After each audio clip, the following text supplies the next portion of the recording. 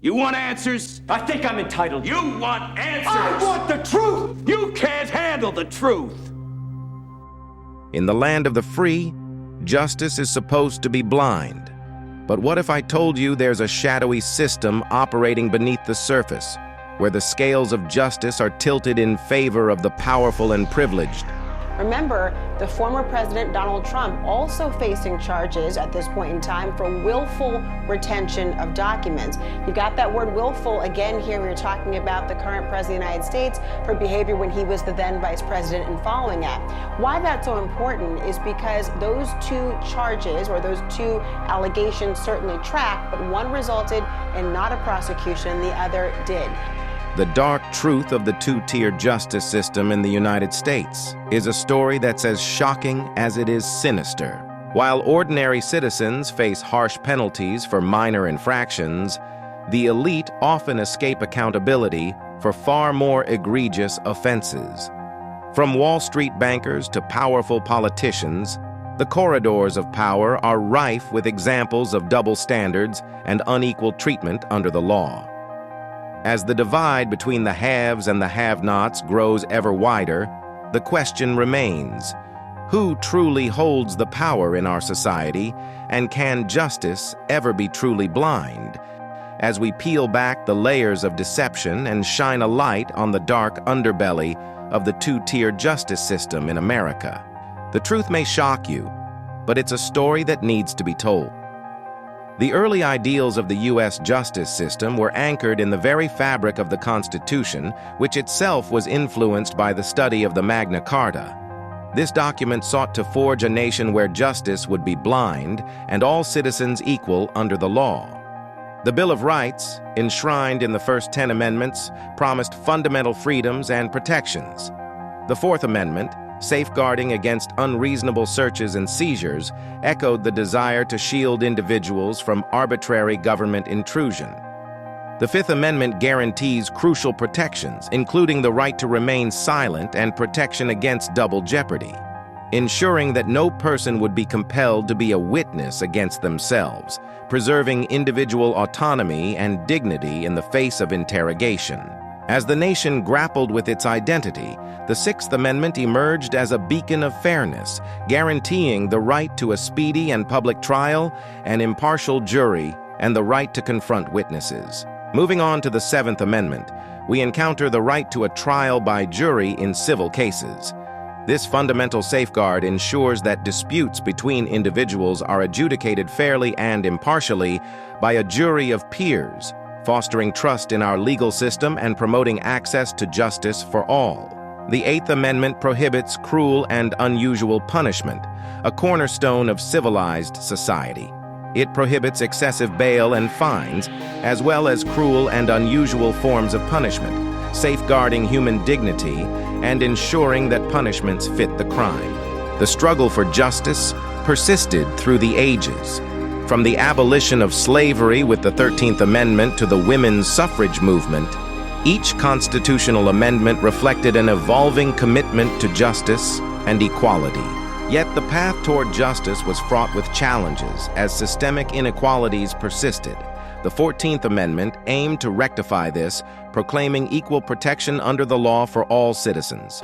With the promises and complexities embedded in the Constitution and the ongoing quest to fulfill the vision of a more perfect union, the system seems to have been corrupted by powerful elites and politicians. The labyrinth that is now the two-tier justice system in the United States is shaking the very foundations of our understanding of what we thought was a fair justice system. Behind closed doors, powerful individuals manipulate the scales of justice, weaving a narrative where the elite enjoy immunity while the rest face the full force of the law. Despite Biden's careless handling of the documents, prosecutors said he should not face criminal charges. According to the report, Biden would likely present himself to the jury as a sympathetic, well-meaning elderly man with a poor memory. The corridors of power echo with the whispers of secret deals and hidden influences, where a select few evade accountability for crimes that would shatter the lives of ordinary citizens. From high-profile scandals to the exploitation of legal loopholes, the two-tier justice system exposes a pattern of privilege that transcends party lines and ideologies. Federal investigators allege both President Biden and former President Donald Trump retained and disclosed classified materials, Trump after leaving office and Biden after serving as vice president.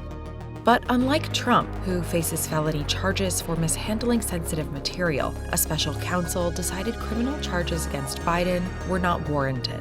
As the public grapples with the stark reality of a justice system that favors the influential, a rising tide of discontent propels the nation toward a reckoning. The question looms: can the system designed to uphold justice truly serve the interests of all citizens? Or is it destined to perpetuate a cycle of prejudice and injustice?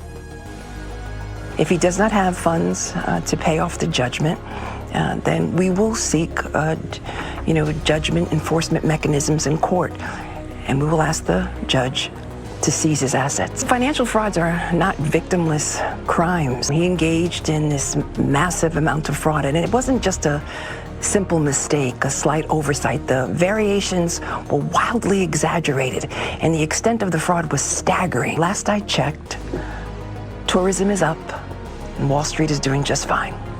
Well, she can want to liquidate places like Trump Tower and Park Avenue and Avenue of the Americas as well. And there's plenty of Trump properties here in New York. But that doesn't mean he's not going to appeal, because last night he said he was asked by Laura if he's made a decision about paying the money, which is a lot. Even if he appeals it, he's going to have to pay a lot to put up all the money. But I don't think this case is about Trump anymore at all, because you heard the governor of New York come out yesterday and say, look, everybody, don't be scared about doing business in New York, because the only people we prosecute are people like Donald Trump who don't behave well. That didn't go over very well with the investment community, because we're all asking each other, who's next? This was a victimless crime. Nobody lost any money, and a judge out of nowhere put on a $355 million penalty. I mean, who's next? So if you think Kevin, about before I don't want to cut you off, but I hear about the so-called victimless crimes, but the laws on the books, falsification of business records in second degree, issuing false financial statements, insurance fraud, conspiracy, and all these different aspects of it, those are actual crimes. I take it your point is that these should not have been prosecuted? Well, my point is there's never been a case like this in 75 years. Everything you just listed off is done by every real estate developer everywhere on earth in every city. This has never, ever been prosecuted. But here's the real point that people in New York should concern themselves with. You can put your money anywhere. I'm a real estate developer. Do you think there's a chance I would ever take a chance on New York again? New York is turning itself into a flyover state. Peeling back these layers of deception to confront the deep corruption and uncomfortable truths that lie at the heart of the two-tier justice system in America has many citizens angry and others indifferent, as there doesn't seem to be a solution. The truth stands bare, casting a shadow over the very foundation of the American justice system. In a harrowing revelation, a disturbing pattern has been uncovered. Those with wealth and influence evade consequences for their crimes, while everyday citizens are ensnared in a relentless cycle of punishment. As the evidence mounts, it becomes painfully clear the scales of justice are tipped in favor of the powerful, leaving the vulnerable to bear the brunt of its weight. Minor offenders, trapped in a maze of legal proceedings, face disproportionate punishment, while the well-connected glide through life unscathed. But the most chilling revelation is the selective pursuit of justice. Those deemed political adversaries or inconvenient truths find themselves targeted with ruthless precision, their lives torn apart by the machinery of a system that protects the privileged few. Disturbing news, as a group of pro-life activists from Nashville were recently found guilty in federal court under the FACE Act for quietly and peacefully protesting outside a local abortion clinic. Here's a little snippet of that protest from March of 2021.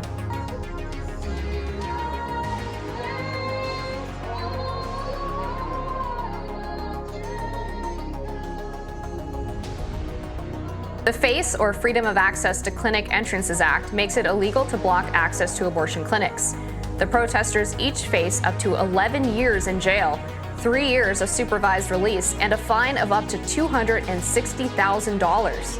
A little more than a year ago, one of the protesters was arrested in a chilling appearance by the FBI. Watch. But if you're not going to let me know, No, I want to know why you were banging on my door with a gun.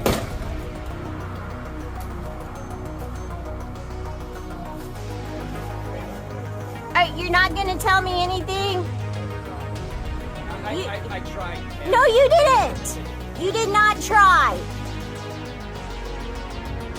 Some were quick to point out the seemingly hypocritical nature of arresting peaceful protesters with how far more violent some activists were treated if their causes were more politically aligned with the powers that be.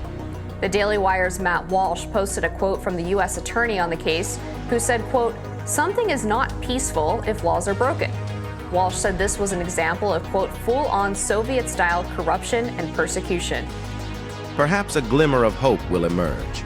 Voices once silenced by fear will find courage in solidarity, demanding accountability and systemic reform. With calls for justice echoing through the corridors of power, challenging the status quo and demanding a reckoning with the truth. The question lingers. Will we continue to tolerate a system that perpetuates prejudice and injustice towards those that the political elite look down upon? Or will we rise, united in our resolve to return to the Constitution that truly serves the people? One truth will shine brightly. The power to protect oneself lies within the pages of the United States Constitution. Armed with knowledge and conviction, individuals across the nation need to embrace their rights as enshrined in this sacred document. Through education and advocacy, communities can learn to wield the Constitution as a shield against injustice, ensuring that their voices are heard and their freedoms preserved. From exercising the right to free speech to demanding fair treatment under the law, citizens can assert their constitutional liberties with confidence and resolve. In courtrooms and beyond, the Constitution can serve as a bulwark against tyranny and oppression once again. Its principles guide legal battles for impartiality, civil rights, and justice, ensuring that no one is deprived of life, liberty, or property without due process of law. But our journey can't end here. As we stand on the precipice of change, we are reminded that the Constitution is not merely a static document, but a living, breathing testament to the ideals of our republic and justice for all. With each generation, we have to reaffirm our commitment to upholding its principles, safeguarding the rights and freedoms of all who call this nation home. If not, tyranny will come crawling back into the lives of our children's children once again. Improving political issues like this fall on you, an educated, informed citizen, now more than ever. Being able to respond to these issues requires you to be financially free. Schools and colleges don't teach you about being an entrepreneur, but instead push you into the rat race that is 9 to 5. So where do you start? With Audible, you can read hundreds of books about these topics as well as many others. Monthly subscriptions start at $7.95. Start now and expand your knowledge on financial education today. The more we become financially free, the more we can help improve others' lives. Link is in the description.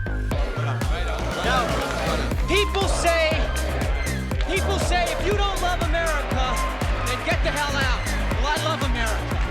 We love the people of America very much, but when it comes to the government, it stops right there. The government is a bunch of corrupt thieves, they are rapists and robbers, and we are here to say that we don't have to take it anymore. We are here to say, we are here to tell the truth. They are killing our brothers in Vietnam.